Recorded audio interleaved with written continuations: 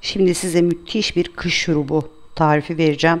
Bakın gördüğünüz gibi ayva, çeriğiyle, çöpüyle, elma kabukları hepsini arkadaşlar meyveyi soyduktan sonra atmayın. Bir güzel böyle cezve gibi bir şeyin içine koyun. İçine de 2 su bardağına yakın su ekleyin. Kaynatın. Kaynamaya başladıktan sonra bir 5 dakika kaynasın. Sonra biraz ılınmaya bırakın. Süzün. İçine biraz bal, biraz da tarçın atarak tatlandırabilirsiniz. Müthiş bir kış şurubu. Nezle, grip, öksürük, o öksürükten tahriş olmuş bronşlar pamuk gibi olacak arkadaşlar. Bu tarifi mutlaka ama mutlaka deneyin.